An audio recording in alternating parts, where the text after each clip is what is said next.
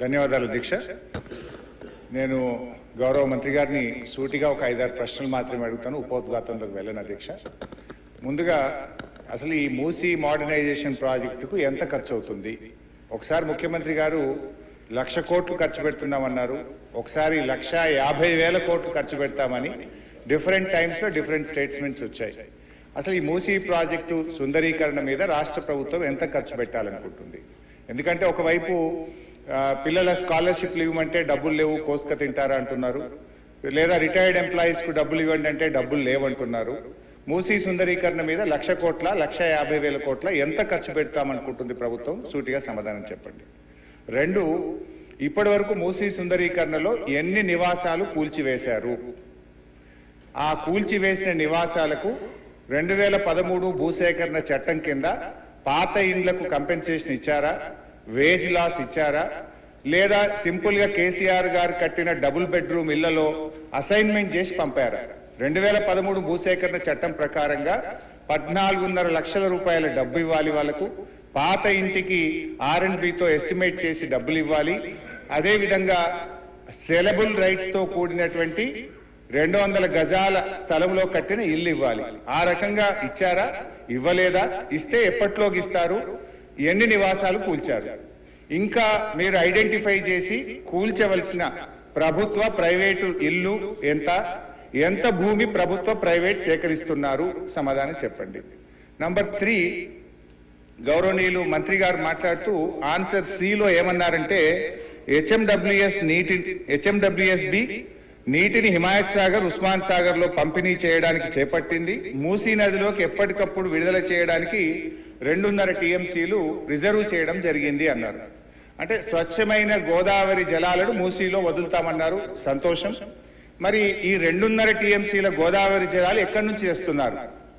గత ప్రభుత్వం కాళేశ్వరంలో భాగంగా నిర్మించిన మల్లన్న సాగర్ నుంచి నీళ్లు మూసీకి తెస్తున్నారా, ఇంకెక్కడి నుంచైనా గాల్లో నుంచి తెస్తున్నారా? ఆ 2.5 టీఎంసీలు కాళేశ్వరం ప్రాజెక్టులోని మల్లన్న సాగర్ నుంచి వస్తున్నాయా, ఎక్కడి నుంచి వస్తున్నాయో సమాధానం చెప్పండి. తర్వాత అధ్యక్ష, ఈ మూసీ మీ నియోజకవర్గంలోని వికారాబాద్ నుంచి ఆ అనంతగిరి కొండల నుంచి స్టార్ట్ అవుతుంది. గత ప్రభుత్వం మూసీలోకి మురికి నీరు రాకుండా ఉండాలని దాదాపు 32 ఎస్టీపీలు కట్టాం. అందులో ఒకటి మన వికారాబాద్ దగ్గర కూడా ఒక ఎస్టీపీ కట్టాం. ఇవాళ ఆ ఎస్టీపీని మెయింటైన్ చేయక మోటార్లు బీకేసిండ్రు, గడ్డి పెరిగింది. ఆ ఎస్టీపీ ఫంక్షనల్ చేయక వికారాబాద్ మున్సిపాలిటీ మురికి నీరంతా ఈరోజు మనం తాగుతున్న గండిపేట హిమాయత్ సాగర్ లోకి వస్తున్న విషయం ప్రభుత్వం దృష్టికి వచ్చిందా? ఆ ఎస్టీపీని ఎందుకు మెయింటైన్ చేయడం లేదు అని నేను అడుగుతా ఉన్నా. గత ప్రభుత్వ హయాంలో మేము మూసీలోకి మురికి నీరు రాకుండా ఉండాలని 32 ఎస్టీపీలు కట్టాం. మరొక 39 ఎస్టీపీలు కట్టడానికి కేంద్ర ప్రభుత్వానికి అమృత్ పథకం కింద మేము ప్రతిపాదనలు పంపాం. అవి మంజూరు వచ్చాయా, ప్రారంభించారా, ఏ దశలో ఉన్నాయో సమాధానం చెప్పండి. తర్వాత అధ్యక్ష, చివరి క్వశ్చన్, మరి మొన్న వరదలు వచ్చినప్పుడు మూసీ గేట్లు ఒకేసారి తెరిచి ఉద్దేశపూర్వకంగా ప్రజల ఇళ్లు మునిగిపోవాలి, రోడ్లు మునిగిపోవాలని ఈ ఉద్దేశపూర్వకంగా గేట్లు ఎత్తి ముంపు గురి చేసిన విషయం ప్రభుత్వం దృష్టికి వచ్చిందా? ఎందుకంటే పైన ఎంత వర్షం పడుతుంది, ఫ్లడ్ ఎంత ఉన్నదో చూసుకొని ముందే గేట్లు కొద్దిగా ఎత్తితే స్లోగా గ్రాడ్యువల్ గా ఫ్లడ్ బయటకు పోతుంది. కానీ గేట్లు ఆపిపెట్టి ప్రాజెక్టు మొత్తం నిండిన తర్వాత ఒకేసారి గేట్లు తెరవడం ద్వారా ఓఆర్ఆర్ యొక్క మరి పక్కనుండేటువంటి రోడ్లు కానీ, ఓఆర్ఆర్ యొక్క మన పక్కనుండే రోడ్లు, ఇండ్లు ముంపు ఉద్దేశపూర్వకంగా కావాలనే ప్రభుత్వ పెద్దల యొక్క ఆదేశాలతో ఈ గేట్లు ఎత్తి ముంపు గురి చేసిన విషయం ప్రభుత్వం దృష్టికి వచ్చిందా? ఎందుకు ఆ రకంగా గేట్లు ఎత్తారు?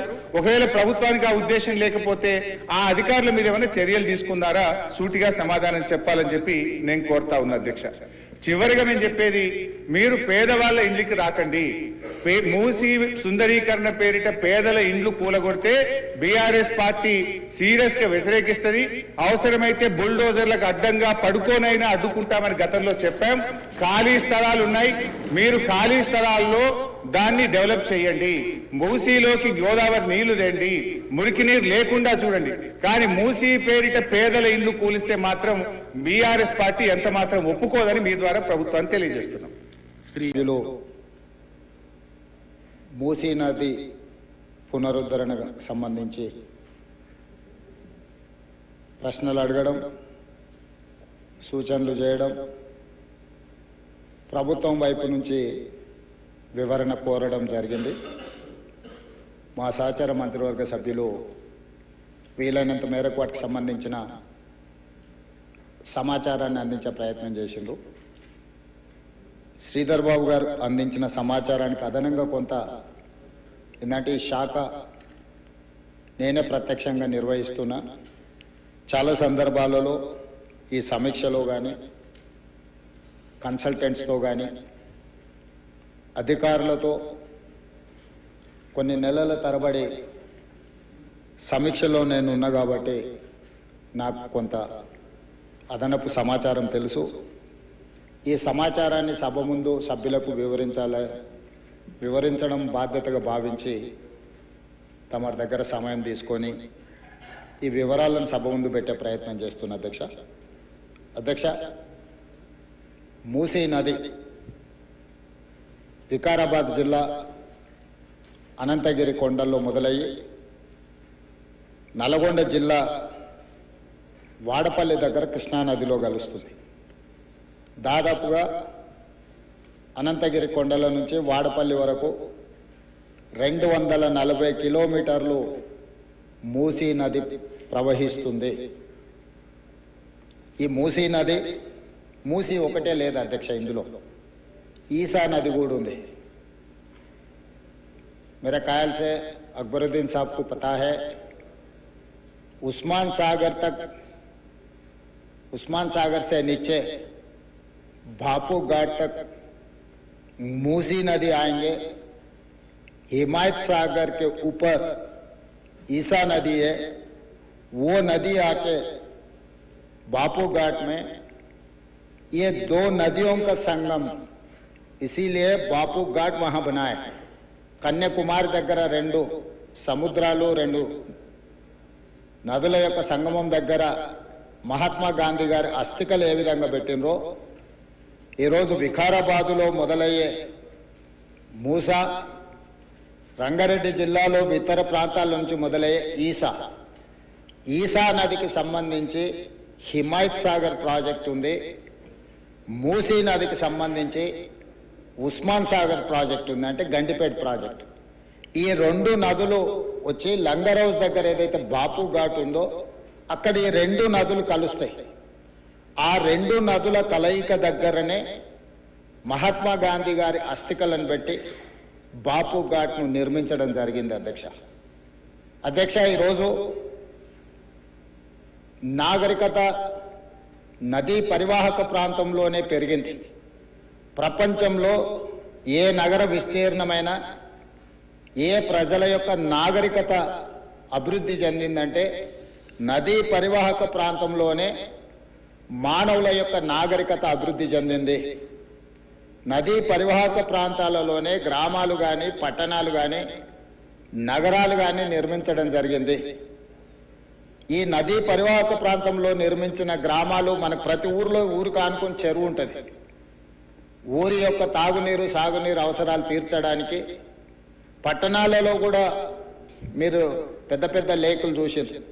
ఈరోజు హైదరాబాద్ నగరంలో కూడా కాకతీయుల నుంచి మొదలు పెడితే కులీ కుతుబ్ షాయిలు నిజాం వరకు ఈ ప్రాజెక్టులను నిర్మించడం ద్వారా ప్రజల యొక్క సాగునీరు తాగునీరు అవసరాలను తీర్చడమే కాకుండా పరిశ్రమలను ఏర్పాటు చేయడానికి కూడా ప్రణాళికబద్ధంగా ఆనాటి కాకతీయ సామ్రాజ్యం నుంచి మొదలు పెడితే చివరి నవాబ్ నిజాం నవాబు వరకు కూడా ఈ నదుల యొక్క పరివాహక ప్రాంతంలోనే ప్రాజెక్టులను కట్టడం జరిగింది. ఈరోజు మంజరా నది ఉండొచ్చు, నిజాం సాగర్ ఉండొచ్చు, లేకపోతే ట్యాంక్ బండ్ ఉండొచ్చు, ఉస్మాన్ సాగర్ ఉండొచ్చు, హిమాయత్ సాగర్ ఉండొచ్చు. వరదలను నియంత్రించాలి.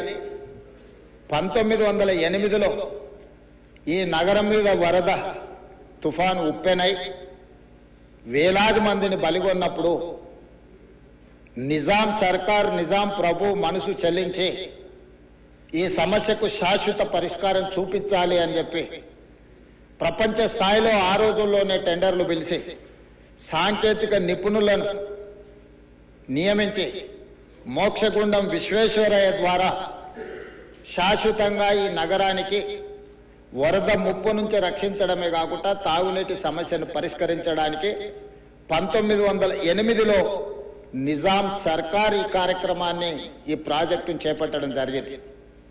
1921-22కు ఉస్మాన్ సాగర్ హిమాయత్ సాగర్ ప్రాజెక్టులను నిర్మించి ఈ రోజుకు 105 సంవత్సరాలైన ఈ పట్టణం నగరం మహానగరంగా విస్తరించిన 105 సంవత్సరాల క్రితం నిజాం ప్రభు నిర్మించిన ఉస్మాన్ సాగర్ హిమాయత్ సాగరే హైదరాబాదు ప్రజల యొక్క దాహార్తిని ప్రజలకు పాపులర్గా గండిపేట నీళ్ళు అని తెలుసు. హైదరాబాద్కి ఎవరైనా వచ్చి కొంచెం హుషారైతే గండిపేట నీళ్ళు అడ్డట్టున్నాయని అంటుంటారు మనోళ్ళు పెద్దలు. అంటే గండిపేట నీళ్ళలో వికారాబాద్ నుంచి వచ్చే నీళ్ళల్లో ఒక గొప్ప మహత్వం ఉంది.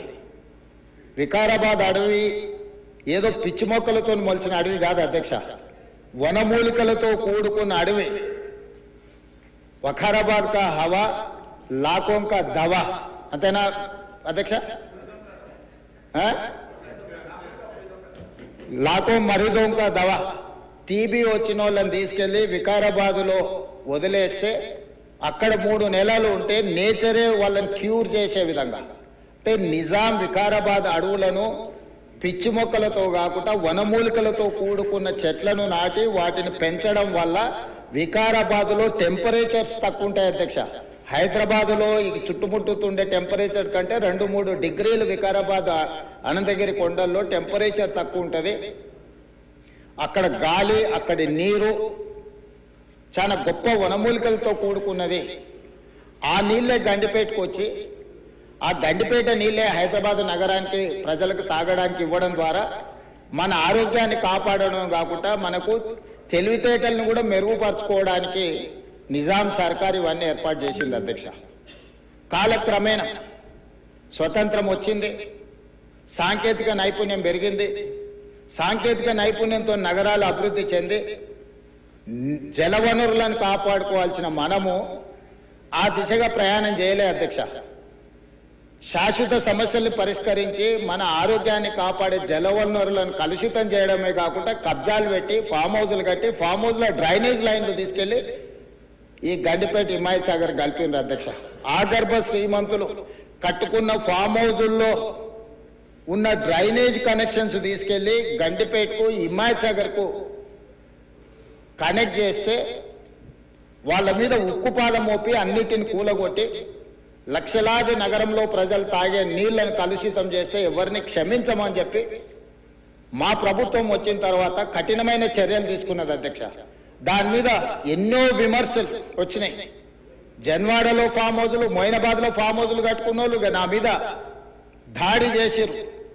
లక్షల కోట్ల రూపాయలు సోషల్ మీడియాలో ఖర్చులు పెట్టి బద్నాం చేసే ప్రయత్నం చేసిరు.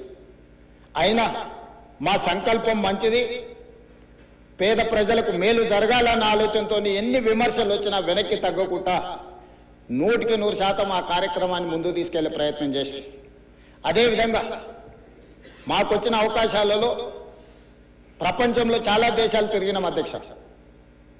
చాలా దేశాలను చూసినాం. అభివృద్ధి చెందిన ప్రతి దేశంలో ఒక నదీ పరివాహక ప్రాంతాన్ని అభివృద్ధి చేయడమే కాకుండా వ్యాపార కేంద్రాలుగా మార్చారు. ఈరోజు న్యూయార్క్, న్యూజెర్సీ మధ్యలో హడ్సన్ రివర్, లేకపోతే లండన్లో థేమ్ రివర్. నేనే మంత్రులనే కాకుండా మిత్రులు అక్బరుద్దీన్ ఓవైసీ గారితో కూడా కలిసి మేము లండన్లో ఆ ప్రాజెక్టును పరిశీలించడం జరిగింది. జపాన్లో చూడడం జరిగింది, సౌత్ కొరియాలో చూడడం జరిగింది, సింగపూర్ లాంటి నూతనంగా అభివృద్ధి చెందిన దేశాలను మనం పర్యటించడం జరిగింది. జర్మన్ లాంటి దేశాలు తమరు కూడా కౌన్సిల్ చైర్పర్సన్ సుఖేందర్ రెడ్డి గారు కూడా వెళ్ళి మీరు చూసి వచ్చి మీరు కూడా నాతోని మీ అనుభవాలను కొంత నాకు వివరించడం జరిగింది.